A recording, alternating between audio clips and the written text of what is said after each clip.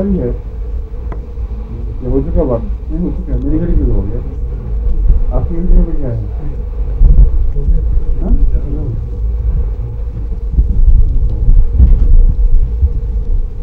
फायदा नहीं आई।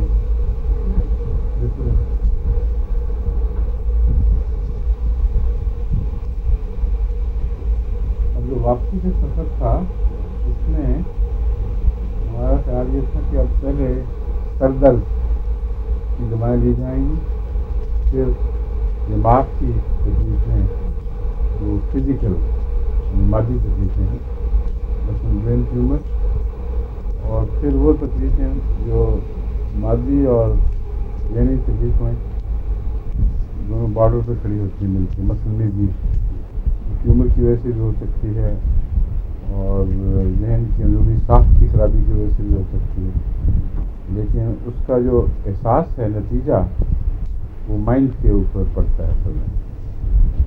तो ब्रेन सर्जन जो माइंड के भी होते हैं माहिर, उनका ये मजमून है। मिर्गी आ जाएगी, फिर प्योरली मेंटल, और वो भी प्योरली मेंटल तो नहीं बन सकती, माइंड की खराबी बाज़ दफ़ा मेंटल खराबियों पर मुंतज होती है, बाज़ साइकोलॉजिकल कॉजेज़ हैं, वो प्योरली मेंटल कहलाएंगे। और साइकोलॉजिकल कॉजेज़ में इसलिए कई ऐसी हैं जो गहरा ज़ख्म छोड़ गई हैं दिमाग पे, तो स्कार बाज़ दफ़ा बना देती हैं, तो आखिर पे जाके तफरीक करना बड़ा मुश्किल हो जाएगा। मैंने भी कहा आपको आवाज़ कैसे आ रही है? बहुत हल्की आ रही है। अच्छा, वाकई माइक के साथ ऊंची आएगी आवाज़? हैं? कोई फर्क नहीं पड़ता बिल्कुल, क्योंकि इसका आम लाउड स्पीकर से ताल्लुक ही कोई नहीं है, लग रहा है ना, और खुदा की फजल से काफ़ी फ़र्क पड़ा इनको। जो सुबह फ़ोन था वो तो बहुत ही परेशानी वाला था, आवाज़ ही बेहद गहरी और बीमार आवाज़ थी, और देखते देखते कमाल हो गया। मैंने कहा बशीर को भी दो कुछ, हिंदी का नुस्खा दे। अच्छा जी, फायदा आ गई? हाँ अच्छा, बस फिर ठीक है। अब हम वो जो बात की बातें हैं वापसी वाली, अब हम दवाएं जो रह गई हैं, बहुत ही अहम दवाएं रह गई हैं। मैं तो हैरान हो गई लिस्ट देख के कि पहले ख्याल ही नहीं आया कि उतना ही पढ़ा सका, और उनमें बहुत ही अहम बातें हैं जो तफसीली पढ़ने से मालूम होंगी। वो बीमारियों के रेफरेंस में आपको बताई हैं, मगर आरम है मतलब बहुत ही अहम गहरी दवा है, और आरम मेटालिकम, आरम म्योर, फिर आरम ट्राइफिलम वगैरह वगैरह। तो अल्फ़ाबेटिकल ऑर्डर में जो मैंने तैयार किया है वो मैं आपको बताता हूँ। एब्सिंथम, ये कॉमन वर्मवुड कहलाती है। वर्मवुड जो कीड़ों की तरह की वुड है, और इसका जो सबसे ज़्यादा नुमाया असर है वो दिमाग और सीएस के साथ है। सीएस एपिलेप्सी को कहते हैं, एपिलेप्टिक सीएस। और उस सूरत में ये इस चीज़ में ये बहुत नुमाया असर रखने वाली दवा है, जिसकी बहुत तफसील से सिम्टम्स हों या ना हों। एब्सिंथ, अगर क्यूपरम की नुमाया अलामतें ना हों तो एब्सिंथ ही देनी चाहिए, क्योंकि क्यूपरम की बाज़ दफ़ा नुमाया नीला होना और हाथ पाँव का मुड़ना, वहाँ से मिर्गी का शुरू होना नुमाया अलामत है। लेकिन दूसरी बात चीज़ों में एब्सिंथ बहुत ही चोटी की दवा है। इसकी जो पहचान ख़ास ये है कि नर्वस ट्रेमर्स पहले होते हैं, यानी मरीज़ या मरीज़ा असाबी बेचैनी महसूस करता है या करती है, और बाद दफ़ा अचानक गिडीनेस, जिससे मतली हो जाए, हेलुसिनेशंस, जैसे कोई खौफनाक चीज़ देखी है, डर किसी ऐसी चीज़ का जो मौजूद नहीं मगर तसव्वुर ने पैदा कर दी है, और फिर लॉस ऑफ कॉन्शियसनेस। इसी तरह नर्वस एक्साइटमेंट के साथ स्लीपलेसनेस भी इसमें अमूमन पाई जाती है।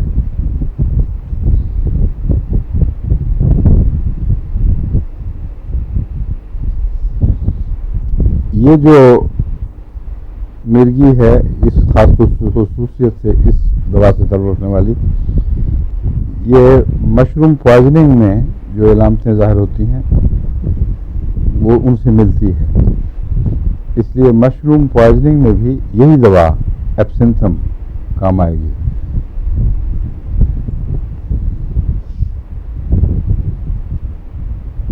एक बार नार्वे में मेरे सब बाल बच गए थे मशरूम पॉइजनिंग से। हमारे साथ गए तो ये चूंकि रहे हैं ना उसमें स्काउट्स, क्या कहते हैं उनको, हाँ नहीं आर्मी के वो जो खास यूनिट होते हैं, गुरिल्ला यूनिट्स, हाँ, उनमें ये भी ट्रेनिंग करते हैं कि कौन सी, अगर जंगल में जाओ तो सर्वाइवल कैसे होगा, उसमें मशरूम वगैरह के तरीके भी बताते हैं।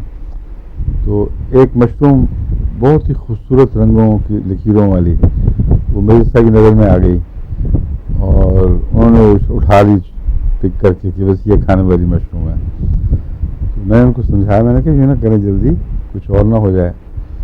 तो बाद में जब हमने चेक किया तो इतनी हाई जहरीली मशरूम थी, उससे या तो मौत वाक़या हो जाती है या फिर हेलुसिनेशंस और मेंटल हेलुसिनेशंस और सीवियर्स और मिर्गी किस्म की अलामतें इससे ज़ाहिर होती हैं। तो ये याद रखना चाहिए, मशरूम कभी भी खुद तोड़ के नहीं खानी चाहिए, इसके लिए बहुत गहरी महारत की ज़रूरत है। आम मशरूम दूसरी मशरूम का फ़र्क करना मुश्किल होता है। इसकी एक और अलामत जिससे वो पहचानी जाती है, यह है स्पेस का से खौफ। एब्सेंथ में स्पेस का खौफ होता है, खुली फिजा, ऊंची जगह, इस किस्म का। और जो चक्कर हैं उनमें अमूमन पीछे की तरफ गिरने का रुझान पाया जाता है।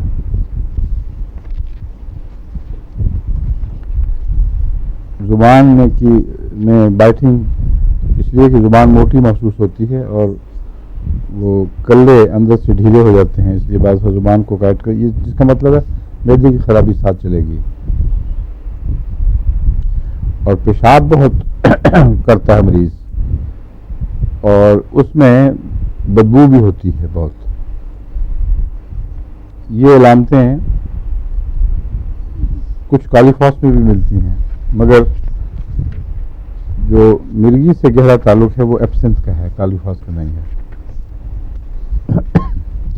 अर्जेंटम मेटालिकम, अर्जेंटम चांदी को कहते हैं, अर्जेंटम नाइट्रिकम मैं पढ़ा चुका हूँ आपको।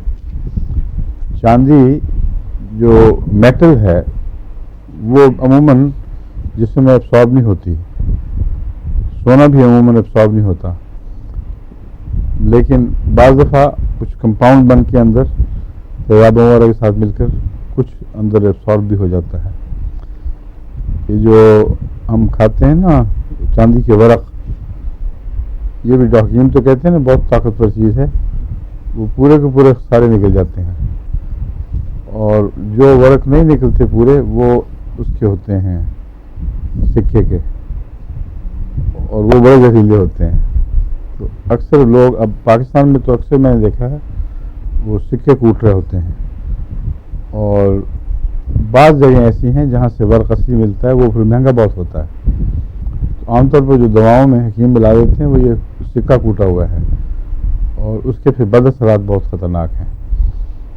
तो बाहर अर्जेंटम मेटालिकम की बाज़ अपनी सिफात हैं जिनको याद रखना चाहिए। All cartilages in the body are affected by it. Cartilage पता है ना क्या होता है? मुरकरी हड्डी, मुरकनी हड्डी जो मुड़ जाती है, सुप्रास्कैपुला में भी है और भी बेशुमार जगहों पे। तो कार्टिलेज बोन जिसके अंदर लचक पाई जाती है, उस पर इसका गहरा असर होता है। हाइपरट्रोफी ऑफ कार्टिलेज यानी बढ़ना शुरू हो जाते हैं, हाइपो नहीं है, हाइपर है। हाँ, तो इसका मतलब है कि कार्टिलेज फूलना शुरू हो जाएगा, मोटा होने लग जाएगा, यानी वहाँ ट्यूमर, कार्टिलेज का ट्यूमर समझ लें आप, जो हो सकता है कैंसरस भी हो, a thickening of the cartilaginous portions of joints of the cartilage of the ear and the nose. इन सब जगहों में थिकनिंग आ जाती है। तो बाज़ दफ़ा बच्चों के नाक की हड्डी मोटी होने की वजह से सांस में दिक्कत पैदा होती है। मेरा ख्याल है उसमें ये मुफीद होनी चाहिए। और कान की हड्डी भी बाज़ सूज की मोटी होने लग जाती है। बहरहाल इसमें कैंसर का तो नहीं लिखा हुआ, मगर इस किस्म की इलामतें जब बढ़ जाएं तो बाज़ दफ़ा वो कैंसर भी हो सकती हैं। अब ट्यूमर भी इसी में लिखे हुए हैं कि कार्टिलेज बाज़ दफ़ा ग्रो करके फिर ऐसा ट्यूमर बनता है जिसकी जड़ कार्टिलेज के अंदर होती है।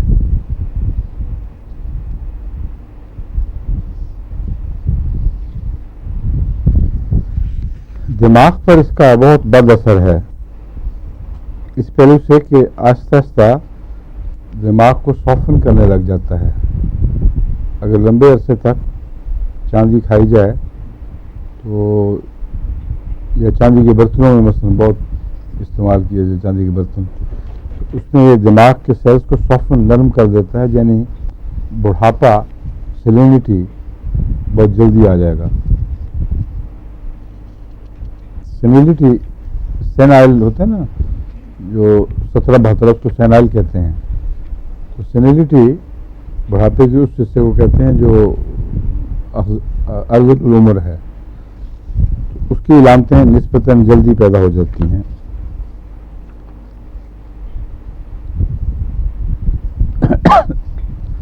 और इसका असर ज़्यादातर इंटेलेक्चुअल हिस्सों पर है। बात सॉफ्टनिंग ऑफ द ब्रेन्स हैं जो इंटेलेक्ट को कुछ नहीं कहती, मगर जिस्म के जो अज़ा के किनारे हैं वहाँ से कमज़ोरी शुरू होती है और जो अंदर की तरफ बढ़ती है, और हाथ पाँव मुड़ने भी लग जाते हैं उस कमज़ोरी की वजह से। ये जो सॉफ्टनिंग है ये किस हिस्से की होती है दिमाग की? इसमें ये सेंट्रल हिस्सा है ना, जो सेंट्रल सेरिब्रम है, ब्रम, हाँ सेरिब्रम, उसकी होती है ये सॉफ्टनिंग, अंदर दिमाग का ख़ास हिस्सा है। उससे फिर ये अज़ा के ऊपर बदअसर कमज़ोरी बढ़ती चली जाती है, और वो एक ग्रेजुअल कमज़ोरी है जो आहिस्ता आहिस्ता आगे बढ़ती है। और जितने इनहेलर्स इस्तेमाल करने वाले हैं उनको भी इसी का ख़तरा होता है कि अगर लंबा अर्सा इनहेलर इस्तेमाल किया जाए तो इनहेलर की दवा जो है वो दिमाग के उस हिस्से के ब्लड सेल्स को सॉफ्टन कर देती है। अर्जेंटम में भी ये बात पाई जाती है, मगर अर्जेंटम की सॉफ्टनिंग इंटेलेक्ट पर असर डालती है, बदन पर नहीं, ये याद रखना चाहिए। उसकी ज़हनी ताकतों पर, उसकी सोचों पर, उसकी याददाश्त पर।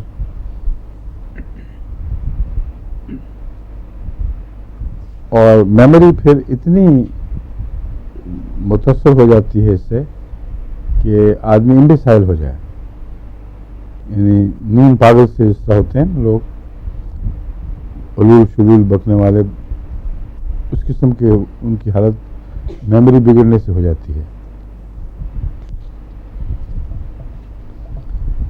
और इसकी इलामतें शुरू में इस तरह होती हैं कि इंसान जब सोचने लगे तो चक्कर आ जाते हैं, और ऐसे लोग जिनको सोचना दूभर हो जाए और सोचने के नतीजे में चक्कर आए, ये इब्तदाई वार्निंग नोट है कि दिमाग के हिस्से सॉफ्टन हो रहे हैं, और उस पर फिर अर्जेंटिकम नाइट्रिकम, मैंने कभी तजुर्बा तो नहीं किया इसका, लेकिन मेरा अंदाज़ा है कि ऊंची ताकत में देनी पड़ेगी, ये लो ताकत में काम नहीं करेगी।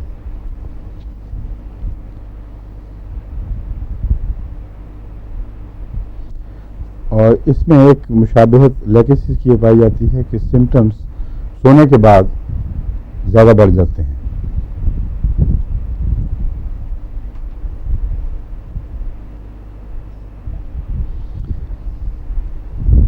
ये जो दिमाग पर हमला करने वाले जहर हैं वो लाज़िमन असाब पर भी हमला करते हैं, क्योंकि दिमाग भी बहुत ही रिफाइंड आसाबी रेशों से बना हुआ है। तो इसलिए इन सब दवाओं का कुछ ना कुछ या सब जगह से या बाज़ खुसूसी नर्व से ताल्लुक़ होता है। फास्फोरस का मैं बता चुका हूँ, दिमाग की दवा भी है और नर्व्स की दवा भी है। इसका ताल्लुक़ आमतौर पर निचले हिस्से यानी टांगों के नर्व से है। अर्जेंटिकम मेटालिकम में ज़्यादा जो दर्दें हैं वो आसाबी दर्दें वो दोनों टांगों में या पाँव में पाई जाएंगी, ऊपर निस्बतन कम मिलती हैं।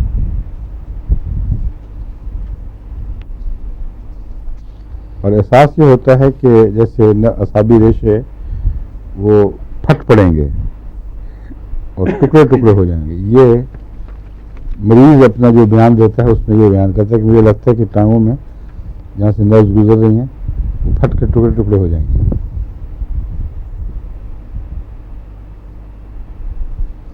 और आसाबी रेशों की दर्दों यानी नर्व्स की दर्दों के अलावा इसमें वो जो बाई की दर्दें यानी हवा की दर्दें होती हैं, रूमेटिज्म जिसको कहते हैं, रूमेटिक दर्दें भी पाई जाती हैं जो हमेशा स्टॉर्मी वेदर से यानी तूफ़ानी मौसम में और भीगे हुए मौसम में बढ़ जाती हैं। जब बारिश का तूफ़ान आ रहा हो तो मौसम भीगने से पहले भी और मौसम भीगने के बाद भी ये तकलीफ बढ़ जाती है, खास तूफ़ान गुजर भी चुका हो।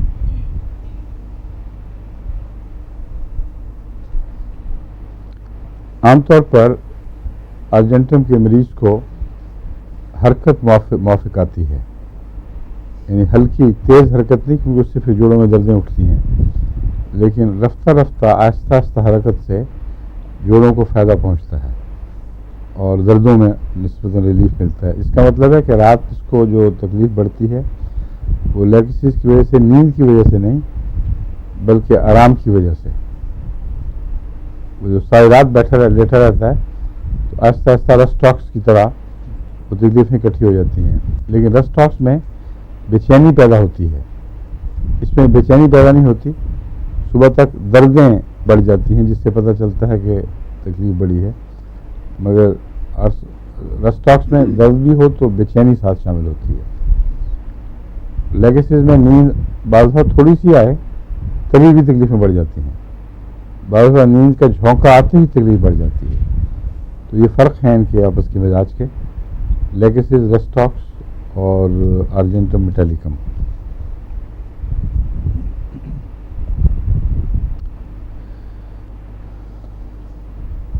इसका जो सबसे अहम पहलू याद रखने के लायक है कि ये स्किन कैंसर्स और म्यूकस मेम्ब्रेन के कैंसर्स में बहुत मुफीद है। और सबसे अहम नुमाया बात यह है कि आमतौर पर डॉक्टर जो रहम की गर्दन का कैंसर है उसको लाइलाज बताते हैं, होम्योपैथ भी अक्सर, लेकिन अर्जेंटम मेटालिकम को उस पर बहुत कामयाबी है उसमें।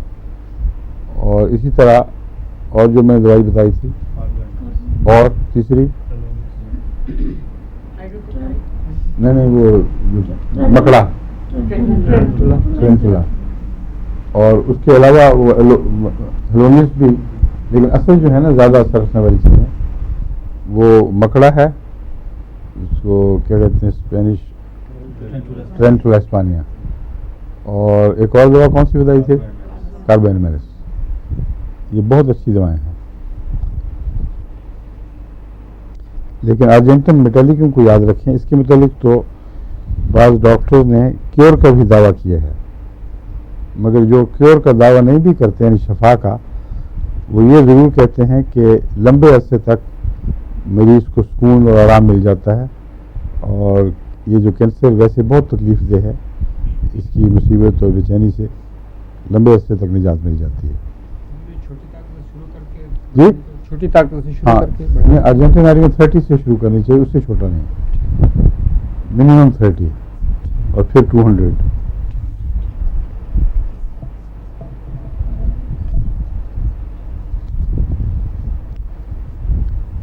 अल्सरेशंस हर जगह होंगी, लेकिन कार्टिलेज के अल्सर्स में ये ज़्यादा नुमाया असर रखती है। कार्टिलेज टिश्यू भी बता चुका ना आपको, किस दवा के ताल्लुक में बताया था?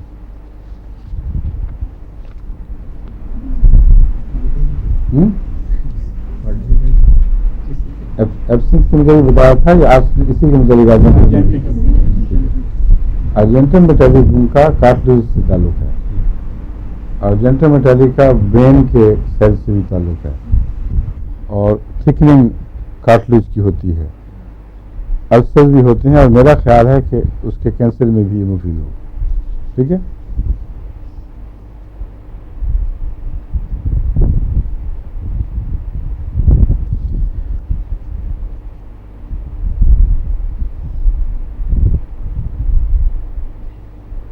औरतों के अंदरूनी अज़ा में ये बाईं तरफ असर दिखाती है ओवरीज वगैरह में, और मर्दों के दाईं तरफ। ये अजीब इसके अंदर एक अंदरूनी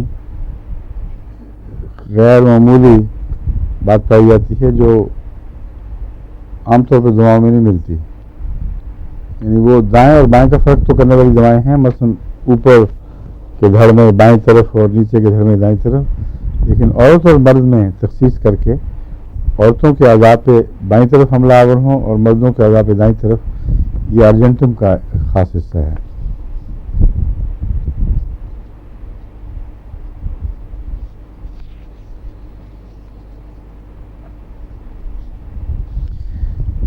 ट्यूमर्स के मुताबिक अमूमन ये कह रहा है कि हर किस्म के ट्यूमर्स इससे शफा पा जाते हैं, और ओवरी का ट्यूमर खुसूसियत से अगर ओवरी इनलार्ज हो जाए और उसके टिश्यू इन्फिल्ट्रेट कर चुका हो, यानी वही थिकनिंग और कार्टिलेज वाला मजमून है कि आहिस्ता आहिस्ता चीज़ें अंदर से बैठकर उसको मोटा कर रही हैं, कोई मादा बैठता जा रहा है और थिक हो रहा है। तो ओवरीज में अगर कोई मादे बैठ जाएं और ओवरीज खुद बजाते खुद मोटी होकर ट्यूमर की शक्ल इख्तियार कर जाएं, उनमें अर्जेंटम मेटालिकम बहुत मुफीद दवा है।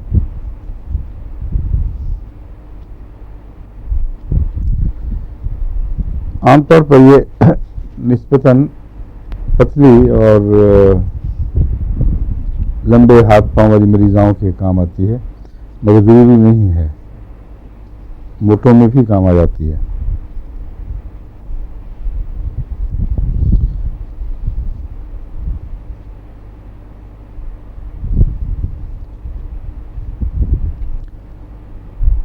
बाज़ लोगों को मैंने बताया नींद से पहले झटके लगते हैं, और उसके लिए ग्राइंडीरिया मैंने बताया था चोटी की दवा है, बाज़ दफ़ा आर्सेनिक काम आती है, और भी बाज़ दवाएँ हैं।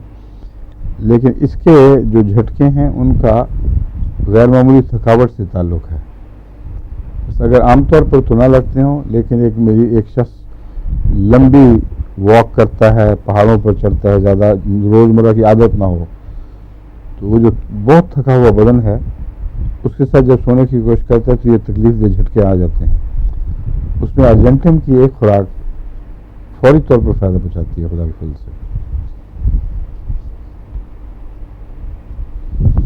और ये बड़ी तकलीफ दे शुरू होती है जब नींद आने लगे तो झटका। आम हालात में मैंने बताया ग्राइंडीलिया गैर मामूली फ़ायदे की दवा है। एक ही खुराक हफ्तों तक दोबारा ज़रूरत नहीं पेश आएगी, एक ही खुराक काफ़ी होगी, और अगर ज़रूरत आए तो दोहराएं उसको, फिर काम करेगी। लेकिन ये थकावट से ताल्लुक़ रखने वाली बीमारी है।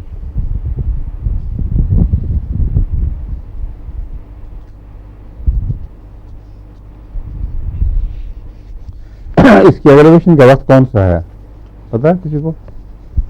जब बहुत बजाए? अच्छा, मुझे नहीं पता था। दिन को एंड सूरज जब सर पे चढ़ा हो, वो सुबह पता चलता है। वो लंबे आराम से तकलीफ होना और बात है। इसका जो एग्रेवेशन का वक्त है वो निस्फ़ुल नहार पे हो सूरज, एंड 12 बजे।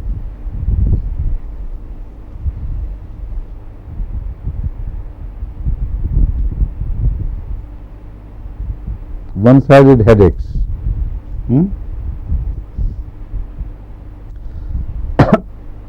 आमतौर पर तो इसका सर दर्द माथे और सामने के हिस्से पर रहता है, मगर अगर दूसरी तरफ दूसरे हिस्सों में पाया जाए तो फिर या एक तरफ या दूसरी तरफ, कम पूरे सर पर कब्जा करता है, या फ्रंटल होगा या इस तरफ या उस तरफ। और न्यूरोलजिया के साथ इसके सर दर्द का ज़्यादा ताल्लुक है, क्योंकि ये दरअसल बुनियादी तौर पर असाबी दवा है, इसलिए इसके सर दर्द भी ज़्यादा न्यूरोलजिक होते हैं।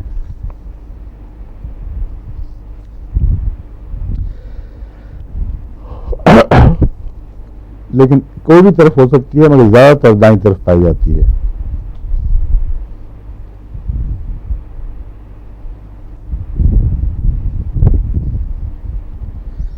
अगर ख्वाहिश सिर्फ कान तक महदूद हो और गैर मामूली ख़ारिश कान पे हो, यहाँ तक कि खुजा खुजा के बच्चा उसमें खून जारी कर दे, या मोटा होना शुरू हो जाए, थिक, तो ये अलामत है कि दरअसल ये बीमारी कार्टिलेज की है। कान सारा कार्टिलेज का बना होता है, तो कार्टिलेज की खराबी की वजह से उसका फौरी असर जिल्द पर ज़ाहिर होता है। उसको खुजल खुजल के इंसान जख्मी भी करता है, फिर वो कान मोटा होने लग जाता है, उसका कार्टिलेज भी साथ मोटा हो जाएगा। है फौरन दे दो उसको। दोनों कान है, एक कान है, हैं? दोनों कान हो तो उसमें खतरा होता है कोड़ का। दोनों कान का मोटा होना, वैसे ही मोटा होते चले जाना, ये कोड़ की खास इलामत है, समझियो। इसलिए वो दस्ताने पहन के हाथ लगाना है, देखने में ठीक रहा करते हैं। कोड़ के बहुत से मरीज हैं। कोड़ की बीमारी बहुत ही आहिस्ता आहिस्ता बढ़ने वाली है, लेकिन जितनी खौफनाक है उतनी इन्फेक्शस नहीं है, यानी इसमें दूसरे को इन्फेक्ट करने का मादा निस्बतन कम पाया जाता है, बहुत आहिस्ता आहिस्ता असरअंदाज होती है। श्रीलंका में बहुत पाई जाती है, वहाँ मैं बहुत दफ़ा गया हूँ, वहाँ के होटलों के हर बिस्तर में सब जगह है, लेकिन कोई डरने की ज़रूरत नहीं है। लेकिन मियाँ बीवी को अगर वो एक ही बिस्तर पर रहें तो फिर कुछ अर्से के बाद, चंद सालों के बाद, ये बीमारी एक दूसरे से लग सकती है। या बच्चों को भी जगह बार बार इंटर रिलेट करें और उसी किस्म के कपड़े पहने या जिस्म से जिस्म रगड़े जाएं तो फिर बच्चों को भी लग सकती है, मगर बिलअमूम खुदा ताला ने इसकी रोकथाम इसकी आहिस्तगी में रख दी है। बहुत आहिस्ता मुंतकिल होने वाली बीमारी है, इसलिए डॉक्टर का जो कांटेक्ट इस मरीज से होता है उसमें घबराने की ज़रूरत नहीं है। लेकिन thickening of year lobes particularly, ये इसकी इब्तदाई इलामतों में शामिल है, और अगर नज़र आए तो इसको हाइड्रोकोटाइल फ़ौरन देनी चाहिए। हाइड्रोकोटाइल 200 इसमें हैरत अंगेज़ मुफीद है। कोड़ की सब दवाओं में सबसे अच्छी दवा हाइड्रोकोटाइल है।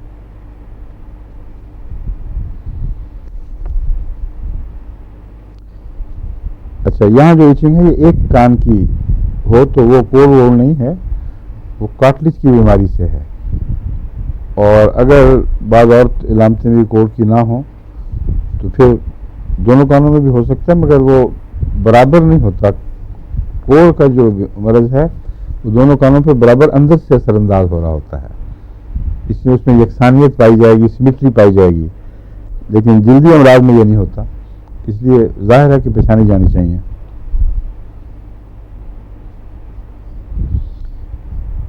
एल्ब्यूमिनूरिया में भी ये बहुत मुफीद है, और डायबिटीज़ में भी, और इन दोनों बीमारियों में इसकी क्योर भी साबित है। यानी आम किसी क्वैक की बात नहीं हो रही, चोटी के काबिल एतमाद तजुर्बाकार डॉक्टर बताते हैं कि जब इलामतें मिली हैं तो ज़ियाबितस बिल्कुल क्योर हो गई है अर्जेंटम से, और इसी तरह एल्ब्यूमिनूरिया यानी पेशाब में एल्ब्यूमिन आने की बीमारी भी खुदा के फल से बिल्कुल ठीक हो जाती है। यानी किडनी की उन कंडीशंस में जिसको ब्रेक डाउन कह सकते हैं। किडनी की जो म्यूकस मेम्ब्रेन्स हैं उनमें जब खराबी पैदा हो जाए, नेफ्राइटिस वगैरह, तो उसमें अर्जेंटिक मेटेलिक मुफीद होनी चाहिए।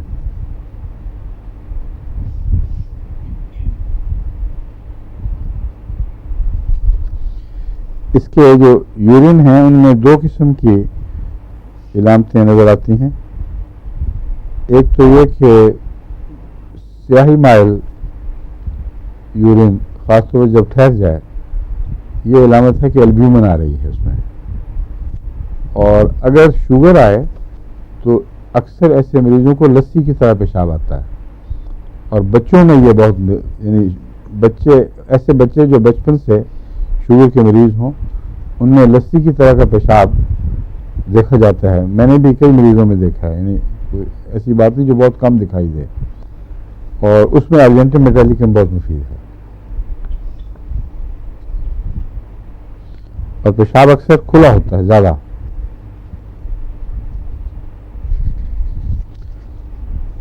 और वो मरीज़ जो शुगर के मरीज़ भी हों और किडनी का फेलियर उसमें पाया जाए, वो अगर रात को बिस्तर पे पेशाब करें तो अर्जेंटिक मेटालिकम उसको ठीक कर देती है। रात को बिस्तर का पेशाब बच्चों का बहुत मुश्किल मजमून है, मगर बहुत सी दवाएं मैं देखी हैं इस्तेमाल करके, जब सही मिल जाए तो दवाई काम करती है। मगर मैं पेशाब की इलामत के ऊपर दवाई ढूंढना मुश्किल है, लगेगी वही जो उसके मिजाज की दवा होगी।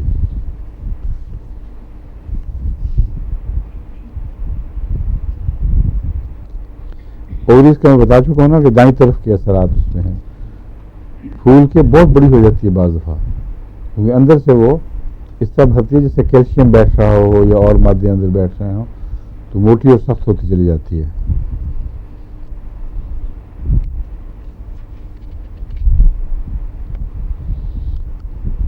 और वीकनेस इसमें गैर मामूली पाई जाती है। सारा बदन बेहद कमज़ोर हो जाएगा, यानी देखने में नहीं, अंदरूनी तौर पर ताकत जवाब दे जाती है। और ये मस्कुलर फेलियर नहीं है, ये प्रोग्रेसिव चीज़ है, जो थकावट जिसको कहते हैं ना, बहुत गहरी थकावट, वो मस्कुलर डिस्ट्रोफी से इसका कोई ताल्लुक नहीं है।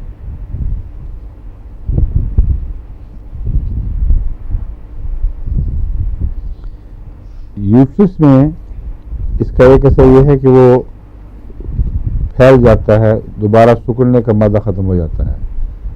बाज़ औरतों को हर पैदाइश के बाद तकलीफ बढ़ती होती है कि यूट्रस वापस अपने साइज़ पे नहीं आता, और फिर बाज़ प्रोलैप्स हो जाता है। उसके नतीजे में काफ़ी रोज़मर्रा की ज़िंदगी में दिक्कत पेश आ जाती है। उसको वापस सुकेड़ने में अर्जेंटिक मेटालिकम का भी बहुत असर है। और खुदा ताला के फजल से ये अकेली दवा भी ऐसी मरीज़ाओं पर, अगर दूसरी इलामतें ऑफ कोर्स वो मिलती हों, तो पूरी तरह असरअंदाज हो जाती है और शफा का मूजिब बन सकती है।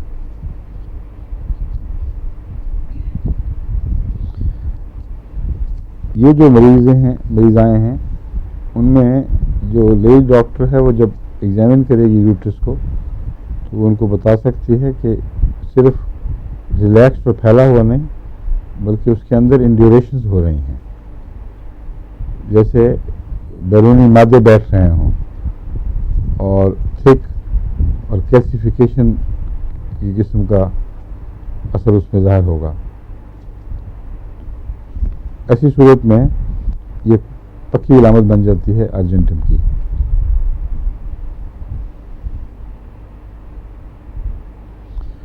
और जो सुराही है रहम की, उसमें कंजेस्शन से इसका पता चल जाता है कि इसको कुछ ख़तरा है, क्योंकि मैलिग्नेंट डिजीज़ ना हो जाए। तो अगर रहम की सुराही में कंजेस्शन हो तो बिला ताख़ीर अर्जेंटिम दे देनी चाहिए, क्योंकि अगर ये ना भी काम करेगी तो नुकसान तो बाहर नहीं पहुँचाएगी, लेकिन अगर ये दवा हो तो ये फौरी तौर पर गहरा असर करती है। और वो वक्त है कि मर्ज़ की रोकथाम उस वक्त कर दी जाए, ज़्यादा आसानी से और मुस्तक़िलन हो सकती है।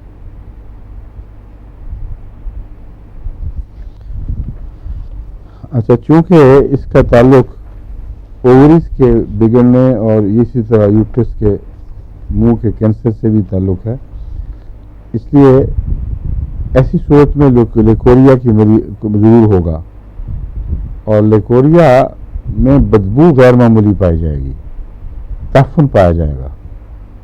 ये बताता है कि ये लेकोरिया आम लेकोरिया नहीं है बल्कि किसी गहरी मर्ज के नतीजे में पैदा हो रहा है। वो मजीद इलामत है जो आर्जेंटम की तरफ तवज्जो फेरेगी।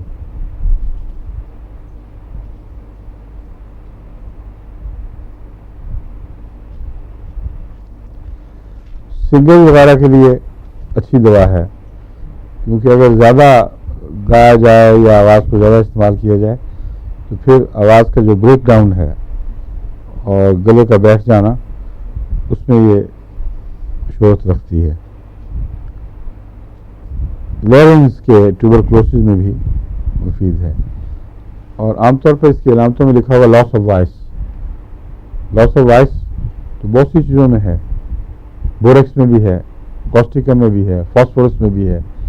उनके अलग अलग वक्तों के हैं और वजूहात अलग अलग हैं, इसलिए लॉस ऑफ वॉइस के अंदर आपको ये याद रख लेना चाहिए कि ये किस किस्म का लॉस ऑफ वॉइस है, वो किस किस्म का लॉस ऑफ वॉइस है। रस्टॉक्स का भी है, लेकिन रस्टॉक्स में लॉस ऑफ वॉइस जो आप बोलेंगे ठीक होता चला जाएगा और शुरू में और कैफियत और आखिर पर चाहे 4 घंटे की तकरीर हो वो लॉस ऑफ वॉइस महसूस नहीं होगा। लेकिन इसमें अर्जेंटम मेटालिकम में जितना बोलेंगे लॉस ऑफ वॉइस बढ़ता जाएगा, यानी आवाज़ गायब होती जाएगी। हज़रत मुस्लिम मौद को रस्टॉक्स की तकलीफ थी और जब अक्सर पुरानी तकरीरें अगर आप रिकॉर्ड सुने तो जो हमने खुद बराह सुनी हुई हैं, पहले तो रिकॉर्ड हुए भी नहीं करते थे मगर बाद में शुरू हो गए थे। अक्सर तकरीरों का आगाज़ ये होता था कि वाब जमात में मेरी माजरत है, मेरा गला बहुत ख़राब है और मैं शायद मजमून का हक अदा ना कर सकूँ या लंबा अरसा ना बोल सकूँ, और थोड़ी देर तक वो गला इस बात की तईद करता था। उसके बाद ऐसी साफ क्लियर आवाज़ हो जाती थी कि पता भी नहीं लगता था। तो बाद लोग जो जिनको शौक़ था हज़रत मुस्लिम मौद की नकल उतारने का, इखलास में भी और कुछ दिखावे के तौर पर भी, तो उनमें से एक साहब थे जो एक दफ़ा अतफाल की मजलिस में तकरीर करने के लिए उठ खड़े हुए और उन्होंने कहा कि अहबाब जमात मेरा गला कुछ आज ख़राब है, कुछ नतीजे की तकलीफ़ है, इसलिए हो सकता है मैं पूरी तरह आपके हक़ अदा न कर सकूँ आज, उसके लिए माज़रत खा हूँ। तो एक साहब और बैठे हुए थे, वो फ़ौरन उठ खड़े हुए, अहबाब गर्द ना उड़ाएं। ये इसलिए लतीफ़ा बना कि हज़रत मुस्लिम मौद जब गले की खराबी का जिक्र किया करते थे तो कई जोशीले उठ खड़े होते थे। उन दिनों में पराली पे बैठा करते थे और कुछ ज़्यादा हिले जुले तो पराली से गर्द बैठ करती थी। तो वो याद है जगह जगह से आवाज़ें उठा करती थी, अब आप गर्द ना उड़ाए। तो वो साहब उनको याद था तो ये फिर चुटकुला छोड़ा। तो वो गले की तकलीफ जो आवाज़ में नुमाया हो और बोलने से बढ़ने की बजाय कम होने लगे, उसके लिए रस्टॉक्स है, और वो जो बोलने से बढ़ती चली जाए उसके लिए बोरेक्स भी है मगर ज़्यादा आर्जेंटम मेटालिकम है।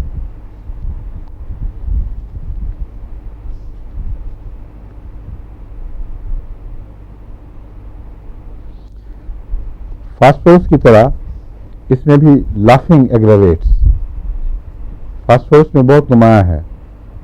अगर लेरेंस की तकलीफ में हंसने से ज़्यादा ज़्यादती हो जाए तो फास्फोरस उसमें मुफीद होती है और होनी चाहिए। अगर फास्फोरस मुफीद ना हो तो फिर अर्जेंटम मेटालिकम देनी चाहिए। मैंने कहा अमीर साहब को भी है ना तकलीफ, उनको फास्फोरस ने कोई ख़ास फायदा नहीं दिया मेरा ख्याल है। अर्जेंटम ट्राई करो अब। हाँ,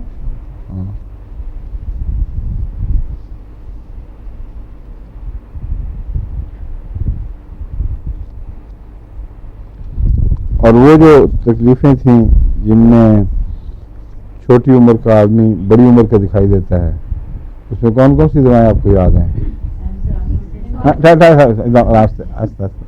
बताओ, एक बताओ कोई। हैं? सांस सफीला अगर गुर्दे की तकलीफ हो, एम्ब्राग्रीसा अगर गम की वजह से और ब्रेक डाउन हो लंग में दवाओं की, और एक और दवा भी बताई थी, हाँ नेट्रम म्योर में नहीं, नेट्रम फॉस में था गालबन, मगर बाहर एक और दवा में भी है, मेरे जहन में भी नहीं है इस वक्त। वो एम्ब्राग्रीसा और सार्सफिला तो चोटी की मारूफ दवाएं हैं। उसके अलावा मैंने आपको बताया था इसमें भी है, चिनिमम आर्स में भी, चिनिमम आर्स में भी वक्त से पहले का बहुत ज़्यादा बढ़ा हुआ बुढ़ापा दिखाई देता है, मगर उसकी वजह लंबे बुखारों वगैरह का ब्रेक डाउन है। दरअसल जिगर और तिली जवाब दे जाते हैं, कैप्सिकम में नहीं। कैप्सिकम में तो जिल्द में झुर्रियाँ, मोटी जिल्द में झुर्रियाँ पड़ती हैं, और सार्सफिला में जिल्द सुगड़ के बिल्कुल ये चूरमुर हो जाती है, जैसे लेवी वाला कागज अलग हो जाए ना, तो और तरह की चीज़ है वो। जो कैप्सिकम का की जो झुर्रियाँ हैं वो मोटी झुर्रियाँ हैं। बाद शेरों पर आप देखेंगे, मैंने देखे हैं बाद लोग, बहुत मोटी मोटी झुर्रियाँ लहरदार पड़ जाती हैं। वो अगर कैप्सिकम का केस हो तो कैप्सिकम उसमें बहुत अच्छी दवा है, और वैसे जल्द के लिए मुफीद है।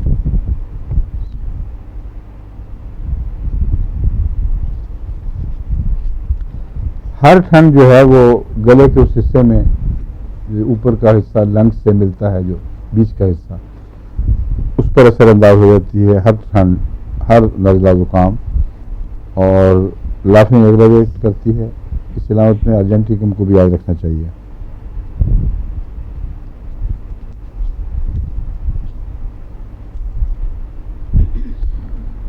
और इसमें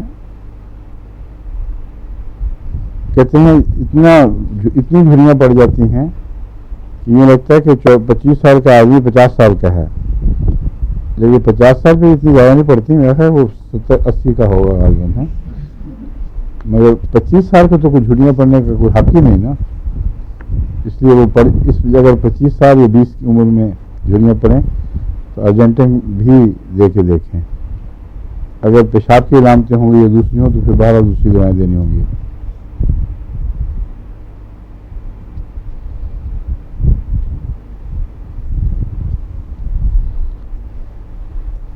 छाती की तकलीफ़ों में जो अमूमन कमज़ोरी और बलगनी मिजाज वगैरह, उसमें आपको मैंने दवा बताई थी, हैं बिल्कुल ठीक है, हाँ स्टेनम, माशाअल्लाह आपकी याददाश्त अच्छी है। तो स्टेनम के अलावा अर्जेंटम को भी याद रखें। अर्जेंटम भी फेफड़ों की तकलीफ़ों में मुफीद है। क्यों मुफीद है कुछ पता है आपको? फास्फोरस भी बहुत मुफीद है, स्टेनम भी मुफीद है। क्या वजह है?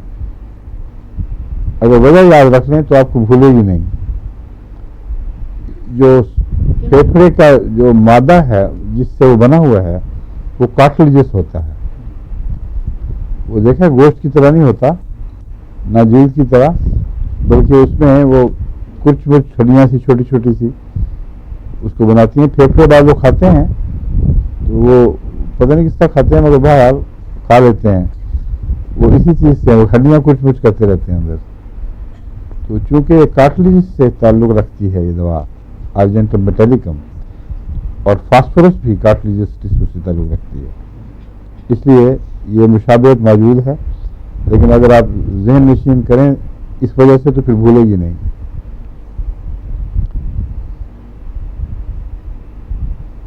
और इसकी पेल्पिटेशन भी अजीब है। जब इंसान पीठ के बल लेटे तब पेल्पिटेशन होती है। दाईं तरफ या बाईं तरफ होने से उसमें आराम आ जाता है। पीठ के बल लेटने से जो पेल्पिटेशन है उसका बाज़ दफ़ा लंग्स के अंदर पानी के इस्तेमाल से होता है ताल्लुक़।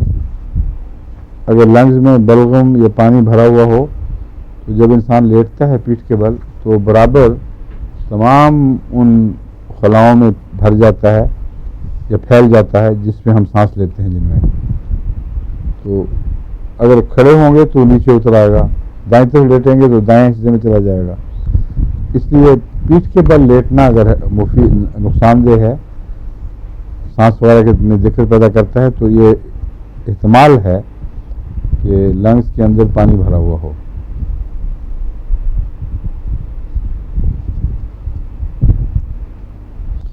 प्रेगनेंसी में जो पल्पिटेशन है उसमें ये एक बहुत अहम दवा है।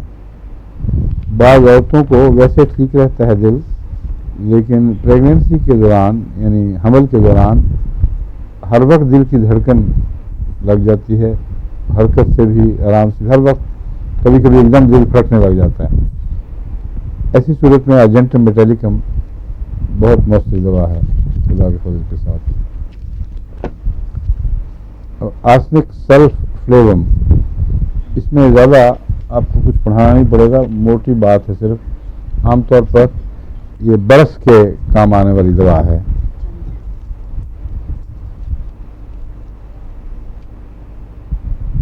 इसकी दूसरी अलामतें जो हैं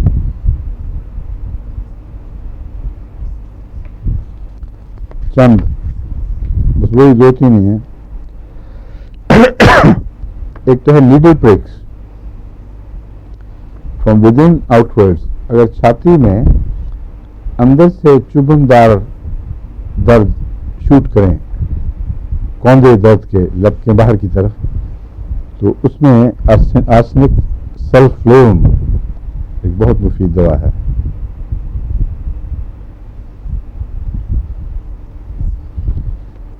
और रेस्पिरेशन में दिक्कत हो कोई भी, उसकी इलामत कोई नहीं लिखी, बस इतना लिखा हुआ है रेस्पिरेशन में दिक्कत, समझ नहीं है कैसे पहचानेंगे आप। लेकिन ल्यूकोडर्मा जिल्द की सफ़ेदी, उसमें ये अमूमन शोहरत रखती है। आमतौर पर लोग रूटीन में इसको देते रहते हैं और बाज़ दफ़ा बड़े नुमाया काम करती है, औकात नहीं भी करती, मगर चूँकि ल्यूकोडर्मा मुश्किल बीमारी है उसमें, इसलिए लोग इसको छोड़ते नहीं, इस्तेमाल अक्सर करते हैं।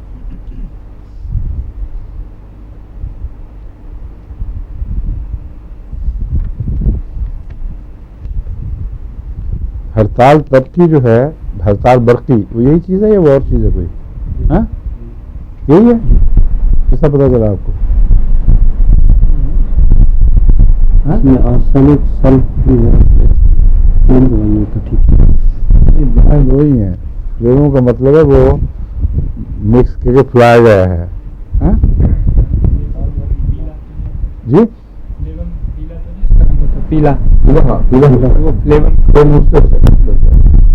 कुछ फ्लेवन जो है उसकी कैफियत का नाम है, कोई एलिमेंट नहीं।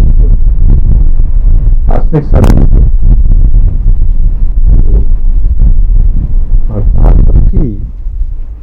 क्या चीज, किस उसका असल नाम क्या, यही है आपके ख्याल में? चेक करें फिर। हड़ताल तबकी अमूमन ये बाल गिराने में बहुत मुफीद है। मुफीद इन मामलों में कि गंजा कर देती है, जहाँ लगे वहाँ गंजा कर देगी। तो इसलिए मैं सोच रहा हूँ कि आर्सेनिक सल्फ्लोम अगर वही दवा है तो इसकी हाइपोटेंसी गंजेपन में इस्तेमाल करके देखनी चाहिए। हैं? कभी इस्तेमाल हुई नहीं, लेकिन हर्ज कोई नहीं। हमारी पिपली बड़ी मुफीद निकली है, तो कमाल हो गया। जर्मनी में कसरत से वो मुलाकातियों ने जिन्होंने पिपली इस्तेमाल की है 100% तायद की है। वो औरतें जिनको हमल की मतली हटती नहीं थी और पिपली दवा खा के बिल्कुल ठीक हो गई। माशाअल्लाह, अच्छी चीज़ याद हुई है। शेख साहब के नुस्खे से काम बात निकली आगे। वो नुस्खा बड़ी मुसीबत था बनाना। पीपल के पत्तों को 7 पत्ते इकट्ठे करो, फिर इस तरह हों और उनकी राख बनाओ, ये करो। उसमें मैंने कहा कि हम होम्योपैथी को ना बना लें इससे। तो मंसूर साहब उनकी बेगम में मिल के उसको होम्योपैथिक बनाई। कहते अब इसका नाम क्या रखना? मैं पिपली कर दें। और पहले हंस पड़े कि मैं मजाक कर रहा हूँ। मैंने कहा सारे नाम जो शुरू में लिए ना तो हंसते ही होंगे लोग, आदत पड़ जाती है, बस फिर ठीक हो जाएगा। तो अब पिपली नाम बड़ा मशहूर हो गया है। इसलिए ये भी सोचें, अर्जेंटम ना आर्सेनिक सल्फ्लोम, इसको ये हड़ताल तब की है, सोचे ना, ये अगर ये नाम नहीं तो वो होगा। उसका जो भी अंग्रेजी नाम है उसको हाई पोटेंसी में गंजेपन के लिए इस्तेमाल करना है। ठीक है। आरम ट्राफिलम, ये इंडियन टर्निप है। आरम ट्राफिलम ये जंगलों में उगने वाला जंगली कद्दू किस्म की चीज़ है और बेइंतहा सनसनी पैदा करने वाला है। जहाँ भी कहीं मुंह में लग जाए जरा सा भी तो सारा मुंह सनसना उठता है और ऐसी कैफियत है जैसे जो सन आगे छिड़ गई है सारी। उसकी जो तकलीफें हैं इस मिजाज वाले की, जिसको ये सेंसिटिविटी हो, उसकी तकलीफें इस दवा से ठीक हो जाती हैं खुदा के फजल से। और अक्सर ये देखा गया है कि नाक की खुजली भी जो बाल बच्चों को सख्त बेचैन करने वाली होती है, यहाँ की जहाँ टिंगलिंग हो, वो इस दवा से ठीक हो जाती है। मैंने खुद इस्तेमाल करवा के देखी है कि जिनके यहाँ बाल बच्चों को नज़ला सिर्फ टिंगलिंग की वजह से होता है और हमेशा वो यूँ करते रहेंगे, हर वक्त टिंगलिंग हो रही है, उनको मैंने ये दवा दी तो 2-3 खुराकों में खुदा के फजल से बहुत नुमाया फ़र्क पड़ गया। इसलिए टिंगलिंग याद रखें। इसकी टिंगलिंग को सनसनी कहते हैं, उर्दू में सनसनाहट ही कहते हैं ना, क्यों बात साहब? नहीं पता।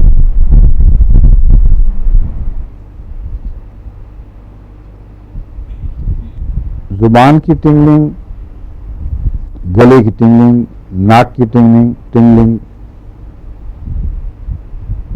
जहाँ कहीं भी वो गैर मामूली तौर पर एस्टॉनिशिंग लिखा हुआ लफ्ज़, इन हिस्सों में जहाँ नर्व और जिल्द के दरमियान बारीक हिस्से हैं और नर्व करीब होती हैं, हर ऐसे हिस्से की टिंगलिंग में ये मुफीद दवा है।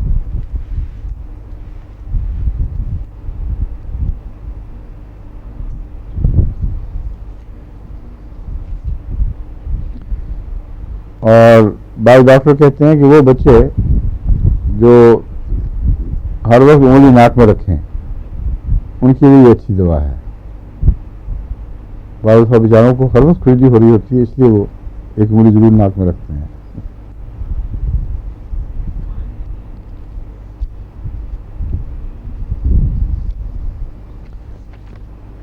आँखों की इन्फेक्शन में भी जब नज़लाती तकलीफ़ें हों और टिंगलिंग पाई जाए तो उसमें भी ये मुफीद है। नज़ले में बता चुका हूँ मैं आपको।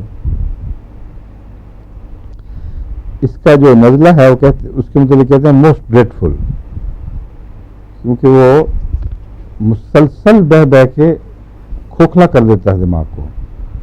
वही टिंगलिंग शुरू हो जाए तो बीच में फिर आराम बहुत थोड़ा मिलता है और शराटे पानी के निकलते हैं और साथ अंदर खुजली हो रही है, नाक को बोर करेगा और ठीक नहीं होगा। ऐसी सूरत में कि लोग कहते हैं दिमाग खोखला हो गया है, उसमें ये बहुत फ़ायदेमंद है। 2-4 खुराकों में ही बिल्कुल मरीज को सुकून मिल जाता है।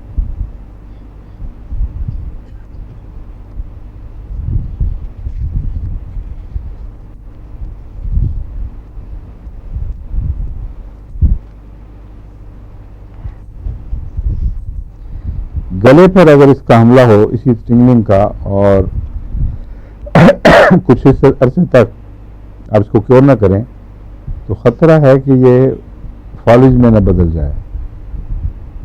बाज़ जगह टिंगलिंग का इलाज बदन बेहिसी पैदा करके करता है। ये अजीब बात है, एक बीमारी का इलाज दूसरी बीमारी से।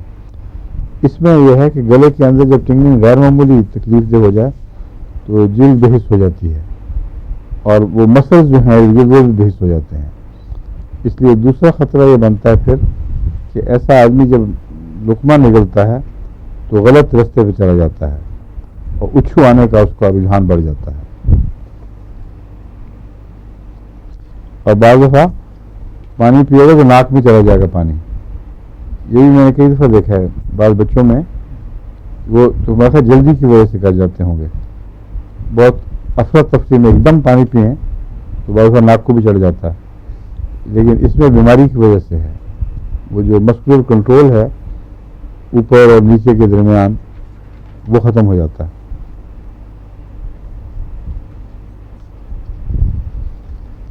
ग्लैंड्स गर्दन के अक्सर बड़े हुए होते हैं।